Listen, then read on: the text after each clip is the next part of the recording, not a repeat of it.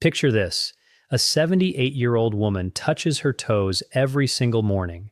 She's been doing it for 20 years. She's diligent, she's disciplined, and yet 6 months ago, she fell reaching for a cabinet and fractured her hip. How is that possible?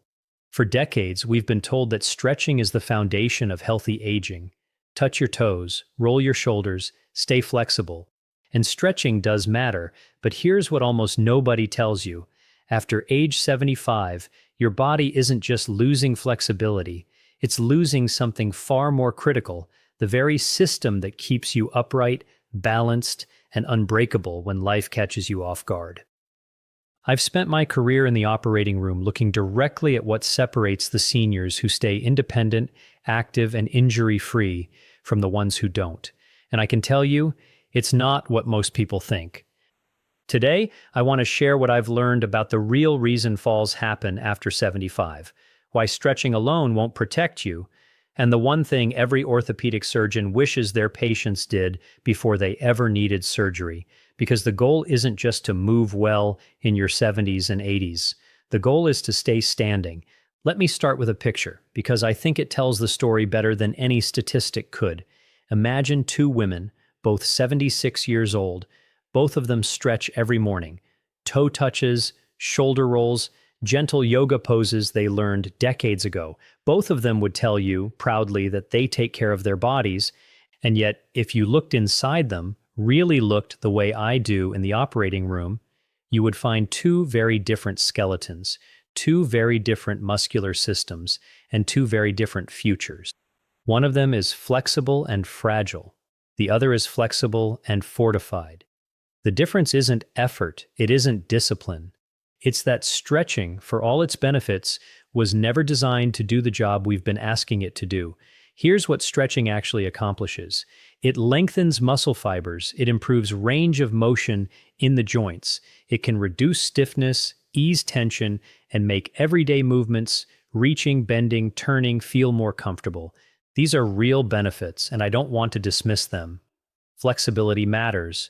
But flexibility answers a different question than the one that matters most after 75. Flexibility asks, can this joint move through its full range? It does not ask, will this joint and the bone beneath it and the muscle around it hold up when something goes wrong? And after 75, something will go wrong. Not because you're careless, not because you're weak-willed, because that's simply the terrain of aging. You'll step off a curb and misjudge the height by an inch. You'll turn quickly because someone calls your name. You'll reach for a plate on a high shelf and lose your balance for half a second. These moments are not rare exceptions. They are the ordinary texture of daily life. And in that half second, what determines whether you catch yourself or end up on the floor is not how far you can bend forward. It's whether your muscles can generate enough force fast enough to correct your balance.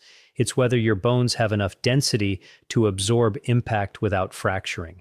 It's whether your tendons and ligaments have enough resilience to stabilize a joint under sudden, unexpected load. Stretching does not build that force. Stretching does not build that density. Stretching does not build that resilience.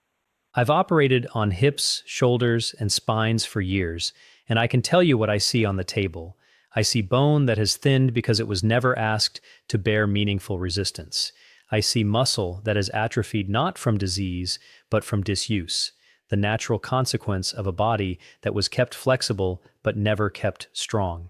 And I see the aftermath, a fracture that didn't have to happen, a recovery that steals months or years of independence, a fall that was, in a very real sense, preventable. This is the gap nobody talks about. We've built an entire culture around flexibility, yoga studios, stretching routines, foam rollers, while the thing that actually protects seniors from catastrophic injury gets almost no attention. Bone density and muscular strength are not glamorous. They don't feel as immediately soothing as a good stretch. You don't get that same sense of release. But they are, quite literally, the architecture that keeps a person upright, mobile, and independent. Think about it this way. Flexibility is like keeping the hinges on a door well-oiled. Strength and bone density are the frame the door hangs on. You can oil those hinges every single day, But if the frame is crumbling, the door is still going to fail, often at the worst possible moment. And after 75, the frame is exactly what's under threat. Bone density can decline by 1 to 2% a year in this decade of life. Muscle mass can decline even faster if it isn't actively maintained. These aren't gradual, harmless changes. They are the direct pathway to the falls, fractures, and loss of independence that I see far too often as a surgeon. So, when I say stretching isn't enough, I don't mean stretching is wrong. I mean it's incomplete. It's one piece of a much larger picture, and for decades it's been treated as the whole picture. The real question isn't whether you can touch your toes. The real question is whether your body, at its core, has the strength and density to protect you when life doesn't ask permission first. Let me tell you about a condition that has a name most people have never heard, even though it will affect nearly every person reading this. It's called sarcopenia, the progressive age-related loss of muscle mass and strength. It doesn't announce itself with pain. It doesn't show up on a routine checkup unless someone specifically looks for it. It simply happens quietly in the background of everyday life, and by the time most people notice it, they've already lost a significant portion of what they once had. Here's what makes sarcopenia so deceptive. Stiffness, the thing stretching addresses, is uncomfortable. You feel it. Your lower back feels tight in the morning, your hamstrings feel short, your shoulders feel restricted, and that discomfort motivates you to act. You stretch, you feel relief, and the feedback loop reinforces itself. But muscle loss doesn't feel like anything, not at first. You don't wake up one morning and feel 30% weaker than you were a decade ago. The decline is gradual, invisible, and cumulative, which is exactly what makes it so dangerous. By the time it becomes noticeable, in the form of difficulty rising from a chair or trouble carrying groceries up a flight of stairs, a substantial amount of muscle has already been lost. And after 75, this process doesn't just continue, it accelerates. In earlier decades of adulthood, muscle loss tends to be slow and modest, something in the range of small single-digit percentages per decade if a person is relatively inactive. But somewhere around 75, that curve steepens. The rate of loss can double or more, particularly in people who aren't doing anything specifically to counteract it. This is not a minor statistical detail. This is the difference between a person who can still get up off the floor unassisted and a person who cannot. This is the difference between someone who can catch themselves during a stumble and someone who goes straight down. I want to be precise about why this matters more than stiffness, because I don't want this to sound like an abstract preference for one problem over another. Stiffness limits your range of motion. It's uncomfortable, it can affect quality of life, and yes, it's worth addressing. But muscle is what generates force. Muscle is what allows you to catch yourself when you trip. Muscle is what allows you to push yourself up from a low chair or a car seat or the floor after a fall. Muscle surrounds and protects your joints, absorbing shock that would otherwise transfer directly into bone and cartilage. When muscle mass declines, all of these protective functions decline with it, and the body becomes measurably, mechanically more vulnerable, regardless of how flexible it remains. In the operating room, this distinction becomes impossible to ignore. I have operated on patients who could touch their toes with ease, who had beautifully mobile joints on the table, and who still suffered devastating fractures from a fall that, by any reasonable measure, should not have caused serious injury. Why? Because the muscle tissue surrounding the injury site had thinned to the point where it could no longer absorb or redirect the force of impact. The joint was flexible, the bone underneath was fragile, and the muscle that should have been the first line of defense simply wasn't there in sufficient quantity to do its job. There's also a compounding effect that makes sarcopenia particularly urgent after 75. Reduced muscle mass leads to reduced activity, because movement becomes harder and less comfortable. Reduced activity accelerates further muscle loss. Reduced muscle strength increases fall risk. A fall often leads to injury, which leads to a period of forced inactivity, which leads to even more dramatic muscle loss during recovery. This is a downward spiral, and it can begin from something as small as a single missed opportunity to stay strong. Once that spiral starts, Each stage makes the next one worse, and reversing it becomes progressively harder the longer it continues.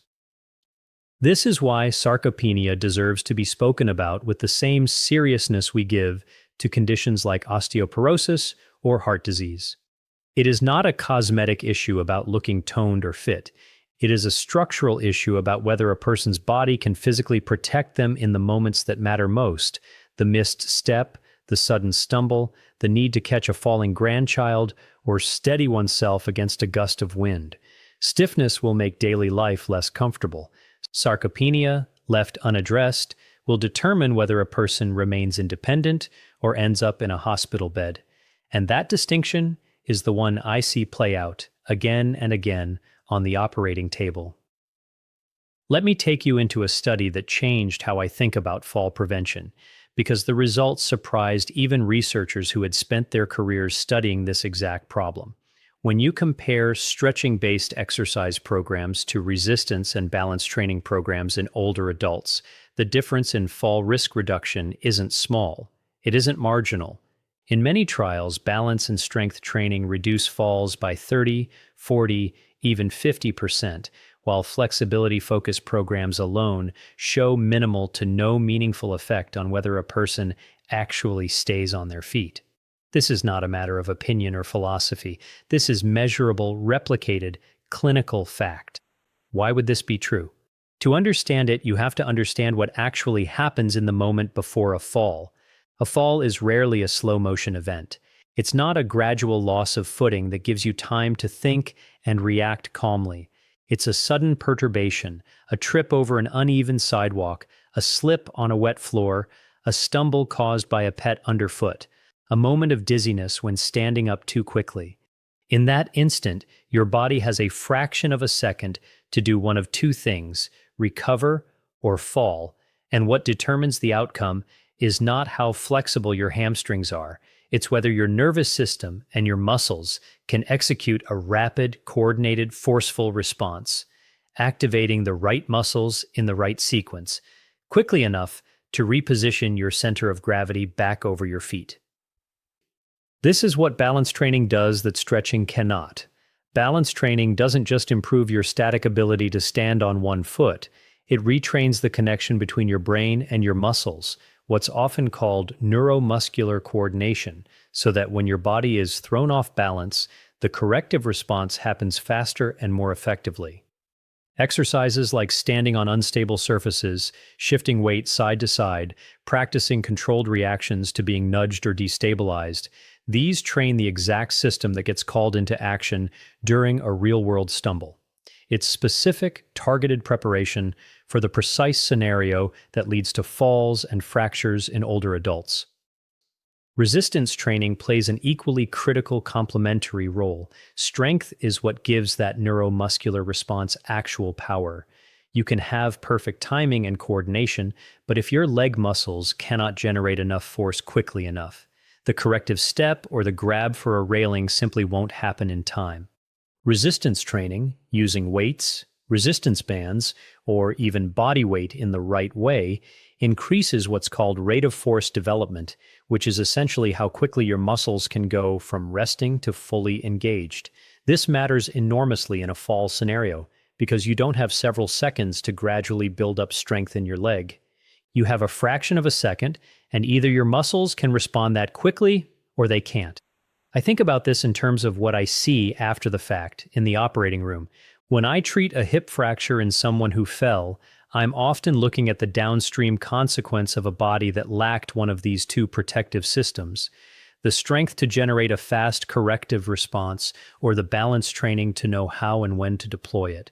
Stretching was rarely the missing piece. The missing piece was almost always a nervous system and muscular system that hadn't been trained for the specific split-second demand a fall places on the body. There's another dimension to this that deserves attention, which is confidence.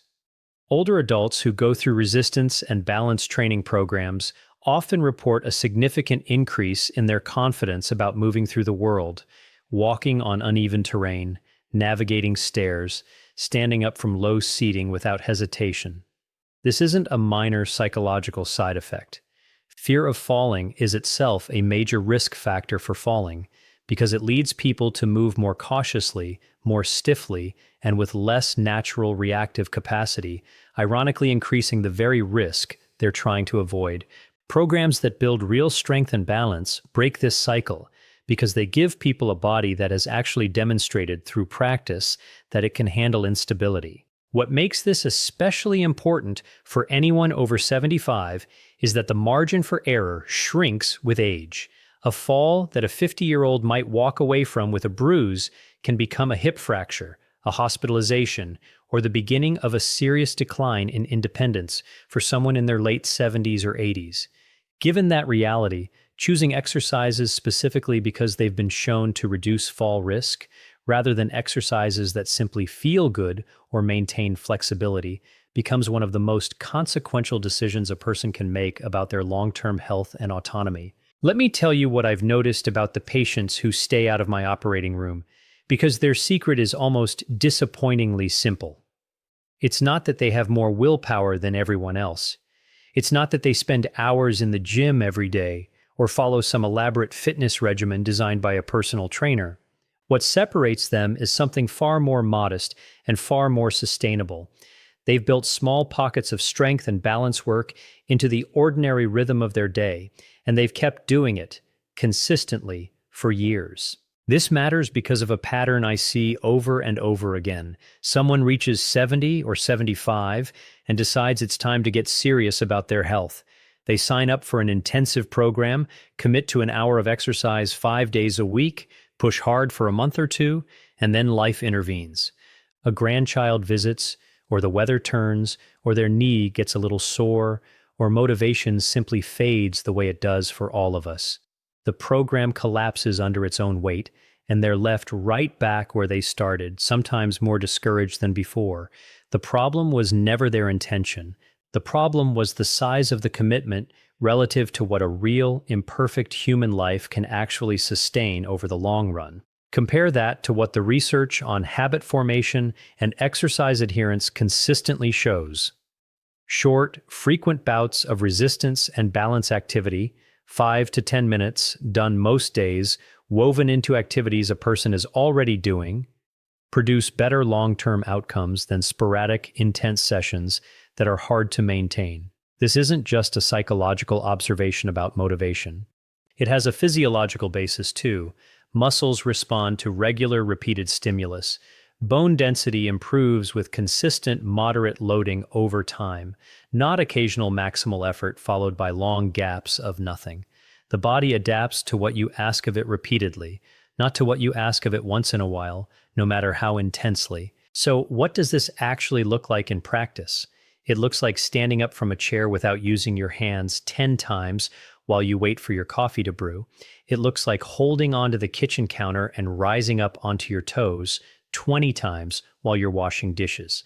It looks like standing on one foot while brushing your teeth, switching legs halfway through.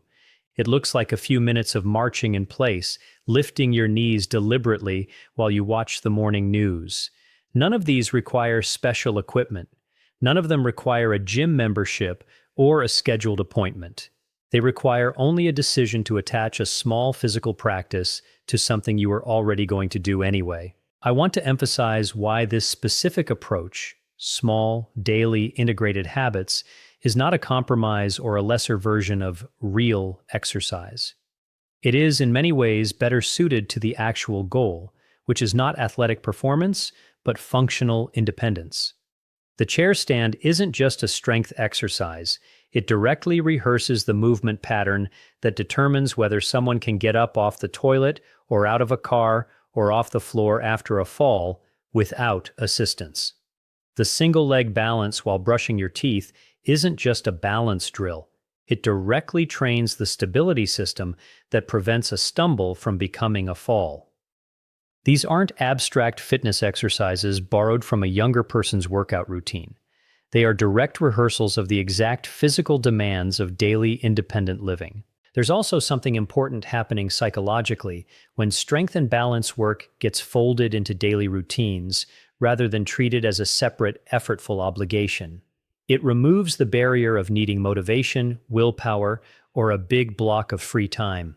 You don't have to feel inspired to do 10 chair stands while your coffee brews. You're already standing in the kitchen anyway. This is precisely why these small habits tend to survive vacations, busy weeks, minor illnesses, and all the other disruptions that reliably derail more demanding programs. They're not competing for a dedicated slot in an already full day. They're attached to moments that were going to happen regardless. What I find most compelling from a surgeon's perspective is the cumulative effect over years rather than weeks. A person doing brief strength and balance practices daily for 5 years builds a fundamentally different musculoskeletal foundation than someone who does nothing, or someone who exercises intensely for a few months and then stops. The body doesn't care about a single impressive workout from 3 years ago.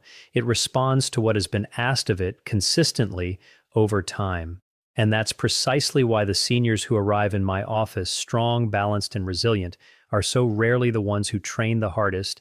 They're the ones who never really stopped. Here's your outro in the same style. So let's go back to those 2 women I mentioned at the beginning. Both 76, both faithful stretchers, both convinced they were doing everything right. The difference between them was never about effort or intention. It was about where that effort was aimed. One kept her joints supple while her muscles quietly thinned and her bones quietly weakened. The other understood something the rest of us are only now catching up to, that flexibility protects comfort, but strength protects life. That's really what this comes down to. After 75, the stakes change. The margin for error narrows. A stumble that would have been nothing at 50 can become a hospital stay, a surgery, a permanent loss of independence. And no amount of toe-touching changes that equation. What changes it is muscle you can call on in an instant. Bone dense enough to withstand impact. Balance trained specifically for the moment your body is caught off guard. And habits small enough and consistent enough to actually survive real life. You don't need a gym. You don't need hours. You need 10 chair stands while the coffee brews, a few seconds on one foot while you brush your teeth, done not once, but for years. Because the goal was never just to move well. The goal is to stay standing through every unexpected step for as long as possible on your own 2 feet.